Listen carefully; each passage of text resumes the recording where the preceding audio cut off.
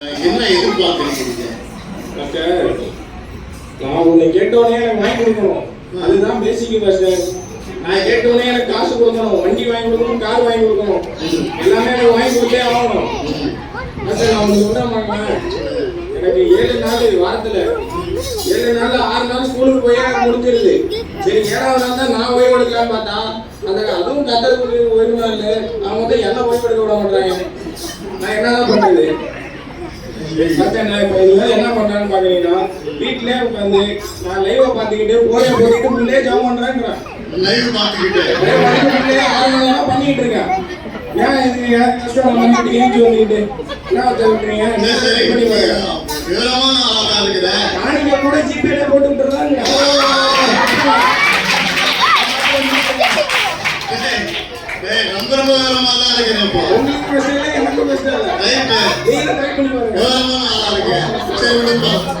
ரொம்ப நன்றியப்பா.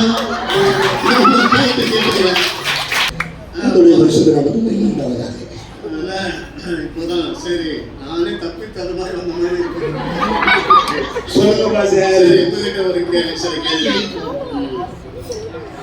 கேட்ட உறவு எப்படி இருக்குது? 10 மாசம் தங்கத்தை பெற்று வச்சிருக்கிறேன். நீங்க வேற என்ன உறவு அதெல்லாம் லேசான இடம் போட்டாங்க. நான் கோடை கிழிச்சேன் அவன் தாண்ட மாட்டேன். ஏன்னா அங்கே கோடை இருக்கு உள்ளே கடைச்சி போயிடுவாங்க. அது மாதிரி தங்கத்தை பெற்று வச்சிருக்கிறேன். ஆமா காலையில 3 வயசுக்கு பள்ளியோட அழைச்சிட்டு போவோம். இப்போ 12வது இன்னைக்கு அழைச்சிட்டு தான் போயிட்டு இருக்கேன். 12 அழைச்சிட்டு போனோம், 12 வரைக்கும் அழைச்சிட்டு தான் போறோம். காலையில கொண்டுட்டு போய் பஸ் காலையில 7 மணிக்கு பஸ். அந்த பள்ளியோட சும்மா சொல்லக்கூடாது, தங்கமான பள்ளியோட. ஞாயிற்றுக்கிழமையே ஸ்கூல் உண்டு. எனக்கு கீழே ஏதோ ஒரு நாள் லீவு கொடுக்குறேன் அந்த ஸ்கூல், அதுக்கு வழி இல்லை. ஞாயிற்றுக்கிழமை வரல, 4 ஞாயிற்றுக்கிழமை வரலாம 5வது ஞாயிற்றுக்கிழமை நான் போகணும்.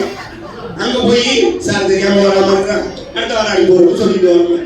ஆனா பையன் அப்படி நல்ல சங்கமான பையன். ஆமா 7 மணிக்கு 6:55 வரைக்கும் தூங்க விட தூங்கி முடிஞ்சு 6 மணிக்கு வரக்க அந்த அம்மா பேண்ட் சட்டையெல்லாம் எடுக்கணும். நான் பேக் எடுக்க மாட்டிக்கிட்டு அவசரமா வந்து 8 மணிக்கு பஸ் ஏற்றி. ஆமா தங்க அதெல்லாம் ஐயோ ஏற்றி விட்டுட்டாங்க. வரும் பஸ் வீட்டுக்கு வந்தோம்னா நம்ம கேட்க எப்போ பஸ் ஏறிட்டாங்க அப்படின்னு. நாங்கள் ஏன் பண்ண எப்படி கேட்குறீங்க? எனக்கு இறங்கி வந்துட போறப்பா சத்த பார்த்துக்க. அது ஒரு புறம் பஸ் பாருங்க. சமுதாய பாருங்க, அப்பா மகன் ரிலேஷன்ஷிப் பார்த்துட்டு இருக்கோம்.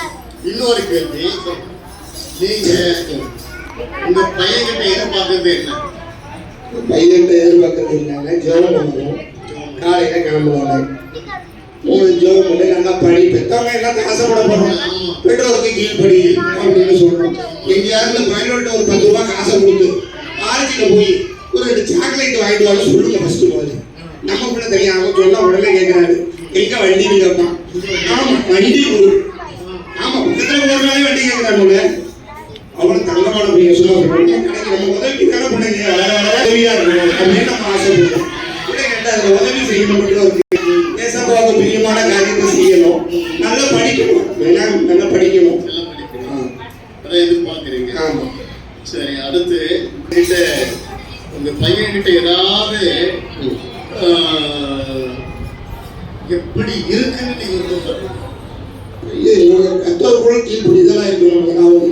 தேசப்பாவுக்கு அடங்கி இருக்கணும், பெற்றோருக்கு கீழ்படிக்கணும், சொல் பேச்சை கேட்கணும். அது மட்டும்தான் இல்லை, அதுக்கு ஒன்று 5 மார்க் போடுவேன். ஆமா அது சுத்தமாகிடுதான், அதை எதிர்பார்க்க முடியாது. மற்றபடி வேற ஒன்று அவர்கிட்ட சொல்ல. ஆனால் தங்கமான பையன் பாசம் நீங்க நினைக்கிற மாதிரி சொர்க்க தங்கத்தை சொல்லியிருக்கோம். அதுக்கு ஏற்ற மாதிரி ஆக்கிட்டு சரி. ஆமா ஏதாவது செய்யணுங்களா? ஏதாவது செய்யணுங்களா? போயிட்டு தான் செய்யணும். இவங்க உட்கார்ந்து இருப்பாங்க, உங்க ஜோடி ஆளு நீங்க கூப்பிட்டு வரணும். சரி இங்க நீங்க இந்த கூட்டத்துக்கு உங்க சம்பந்தம் எப்படி வந்தீங்க? எனக்கு ஜோடி கிடைக்காதுன்னு நினைச்சிட்டீங்களா?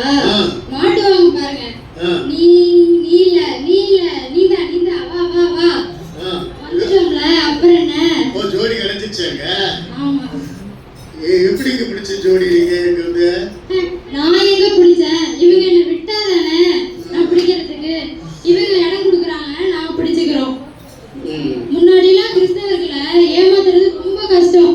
ஆனா இப்ப ஈஸியா மாட்டிக்கிறாங்க. பேசுதுன்னு நினைக்காதீங்க.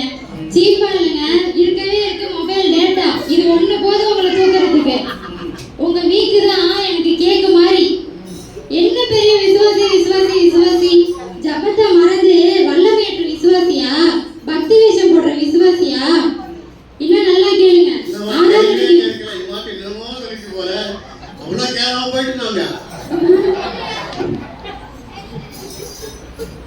ரொம்ப பேசாத, கேட்கிற கேள்வி மட்டும் போய் சொல்லுங்க. சொல்லுங்க. சரி, இவங்களை எங்க பிடிச்ச, எப்படி பிடிச்ச, எந்த இடத்துல பிடிச்ச? அந்த விசுவாசி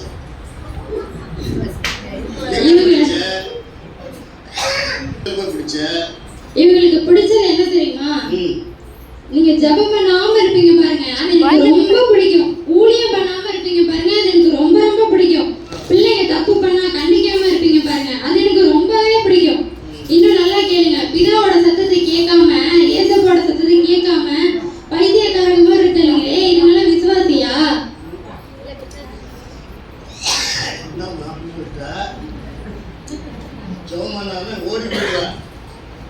ஜபத்துக்கு வந்தாலும் தூங்குற விசுவாசியா?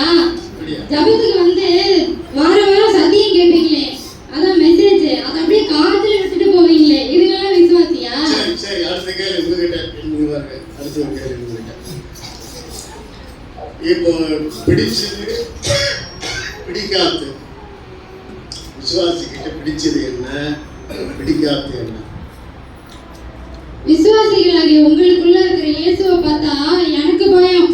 ஆனா நீங்க என்ன பார்த்து பயப்படுவீங்க பாருங்க, அது எனக்கு ரொம்பவே பிடிக்கும். பாஸ்டர், ஒரு கைண்ட் ரிக்வெஸ்ட் பாஸ்டர். சொல்லுங்க. அன்பான விசுவாசிகளே, நீங்க சக்கர டப்பாவை கீழே போட்டுட்டா, இல்ல நீங்க கால் தர மாதிரி கீழே விழுந்துட்டா, போ பிசாசே போ பிசாசே சொல்றீங்க. ஆனா சீப்பா பிசாசேன்னு சொல்லவே கூடாது. அது எனக்கு பிடிக்கவே பிடிக்காது. சரிங்களா? சொல்லக்கூடாது. ஆமா, சீப்போன்னு சொல்லக்கூடாதுங்க. சீப்போன்னு சொல்லக்கூடாதா? அதாவது நீங்க சொல்றது என்னன்னாக்கா, நீங்க எதை போட்டாலும் என்னதான் குற்றம் சொல்றீங்க, நீங்க எதை செஞ்சாலும் என்னதான் திட்டுறீங்க, கோவப்பட்டாலும் பிசாசைன்னு திட்டுறீங்க, கீழே விழுந்தாலும் பிசாசைன்னு திட்டுறீங்க. அவளுக்கு அப்புறம் என்ன செய்றீங்க? சீப்போன்னு என்ன சொல்லாதீங்க, நம்மளும் கூட ஐக்கியமா இருக்கு பேசிட்டு. சரி, அடுத்து. நீங்க ஜெபம் பண்ணவே பண்ணாதீங்க, அது நல்லா பண்ணுங்க. மனம் திரும்பவே கூடாது. நீங்க மனம் திரும்பினீங்கன்னா எனக்கு உங்களை பிடிக்கவே பிடிக்காது. சரிங்களா? சரி, நம்ம நீ டேஞ்சரான ஆளே, நீ அப்படியே நான் எங்க விசுவாசிட்டு கேட்கிறேன். இந்த விசுவாசை எப்படி நீங்க பிரேக்ஷமா பிடிச்சிட்டீங்க? பாஸ்டர், என்ன பார்த்து அப்படி கேட்டீங்க? நானா? இவனையா? இந்த திருட்டு பையனா? சீ, இவன்லாம் எனக்கு ஒரு ஃப்ரெண்ட். இவனெல்லாம் நான் ஒரு ஃப்ரெண்டா ஏத்துக்கிறேன்னு நினைச்சீங்களா? இல்லவே இல்ல. ஆமா பாஸ்டர், இவனே எனக்கு ஃப்ரெண்டே கிடையாது. அவன் தான் சொல்றான், எனக்கு பிடிச்சது அவங்க தான், நான் என்னதான் பிடிச்சி கூப்பிட்டு வந்தாங்க அப்படின்னு. ஐயோ, கரெக்டா சொல்றாங்களே பாஸ்டர், ஒண்ணு தெரிஞ்சிட்டோம். ஐயோ, மாட்டிக்கிட்டோமோ? சரி, நல்லா கவனிங்க. அடுத்து உங்ககிட்ட விவரிக்கி. சரி, அப்புறம் 2 பேர் சேர்ந்து வந்திருக்கீங்க. இப்போ இந்த விசுவாசிக்கிட்ட உங்ககிட்ட பிடிச்சது என்ன, பிடிக்காது என்ன? பாஸ்டர், என்ன பாருங்க பாஸ்டர், நீங்களே சொல்லுங்க. நம்ம சொந்தக்காரங்களோட சமுதாயத்தோட ஒத்து போகணுமா வேண்டாமா? ஒத்து போகலாம். அதனால பாஸ்டர், சில நேரத்துல ஏசப்பாக்கு பிரியமில்லாத இடத்துல போய் நான் உட்கார்ந்துருவேன். அந்த நேரம் பார்த்து இந்த பையன் வந்துருவான் பாஸ்டர். அதனால நீங்க என்ன பாஸ்டர் செய்ய முடியும்? ஏதோ தெரியாம போய் உட்கார்ந்துருவோம் பாஸ்டர். சரி, இப்போ பிசாசுகிட்ட ஜீசஸ் இப்போ சொல்லுங்க.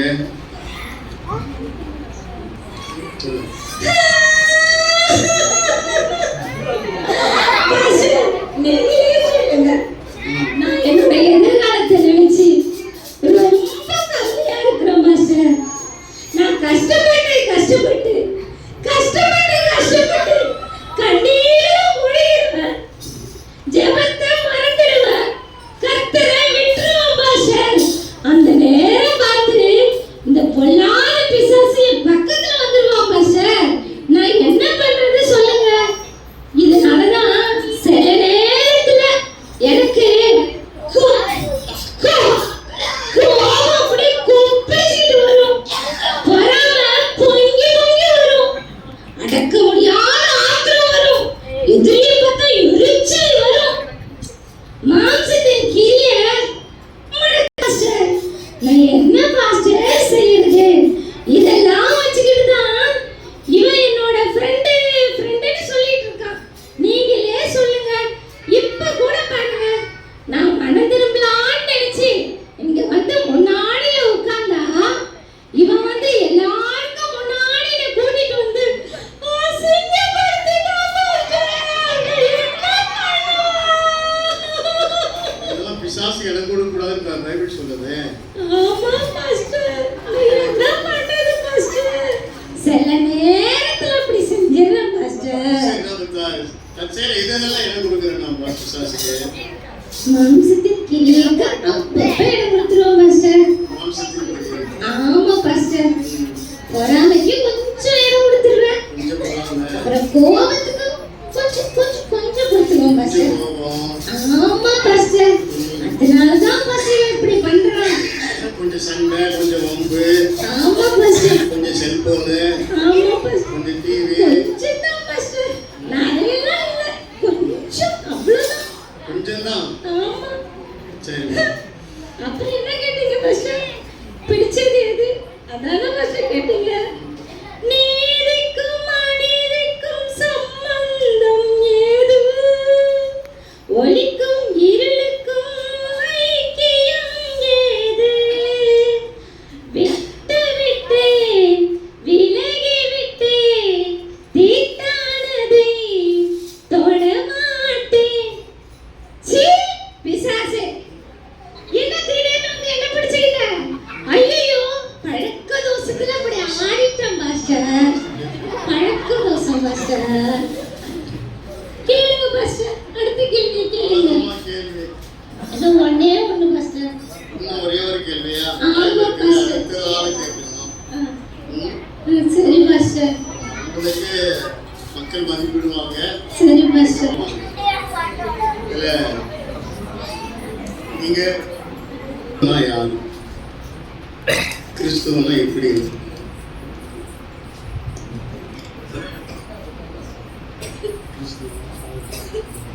கிறிஸ்துவெல்லாம் எப்படி இருக்கணும்? எப்படி வாழணும்? கிறிஸ்தவன் என்பது ம்.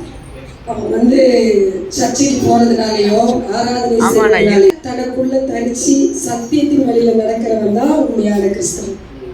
சாவே வந்தாலும் நான் கடவுளுக்காக வாழ்வேன், சத்திய வார்த்தை விட்டு விட.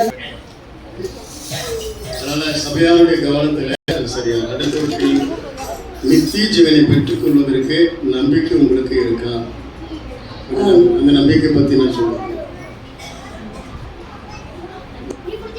தம்முடைய ஒரே பேரான குமாரனை விசுவாசிக்கிறவன் கெட்டு போகாமல் நித்திய ஜீவனை அடைவான்னு சொல்லியிருக்கிறாரு. அதுவும் இல்லாம அவருடைய இரத்தத்தினால கழுவப்பட்ட அத்தனை பேர்களுமே என்னுடைய பிள்ளைகள் ஆகும்படி உங்களுக்கு நான் அதிகாரம் கொடுத்திருக்கிறேன் அப்படின்னு சொல்லியிருக்கிறாரு. அந்த நம்பிக்கையினால கண்டிப்பா நான் இயேசுவோட இரத்தத்தினால கழுவப்பட்டிருக்கேன். அவர் எனக்கு நித்திய ஜீவனை தருவாரு நான் விசுவாசிக்கிறேன். அடுத்து ஒரு விசுவாசினாக்கா சபையில உறவு எப்படி இருக்கு?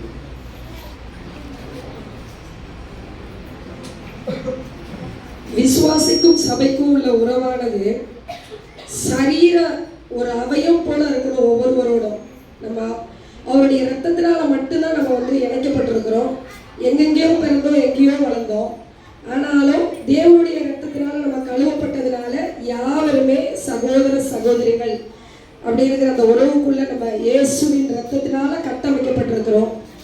சபைக்கு தலையாய் கிறிஸ்து இருக்கிறார். அப்புறம் ஊழியரோடும் நம்ம நம்மளுடைய உறவும் சகோதர சகோதரிகளாய் கூட யாவருடைய விசுவாசிகளுடைய பங்குகளோடும் நம்மளுடைய ஒரு குடும்ப உறவுக்குள்ள கட்டப்பட்டிருக்கணும். கத்திரிக்கு ஆசிரியராக அதே போல ஊழியர் செய்கிற நம்மளுக்கு நான் கேள்வி கேட்கிறோம். எப்படி இருக்கணும்? கிறிஸ்தவனா பாஸ்டர்? ஃபர்ஸ்ட் கேள்வி கிறிஸ்தவன் கேள்வியா? கிறிஸ்தவன் அப்படின்னா கிறிஸ்து பிளஸ் அவன் அப்படின்றதுதான் கிறிஸ்தவன் அப்படின்ட்டு சொல்லுவாங்க. கிறிஸ்தவன் முக்கியமா நம்ம எல்லாருக்குமே தெரியும், அதாவது விசுவாசிகளா இருக்கிறவங்க எல்லாருக்குமே தெரியும் கிறிஸ்தவன்னா எப்படி இருப்பான் அப்படின்றது.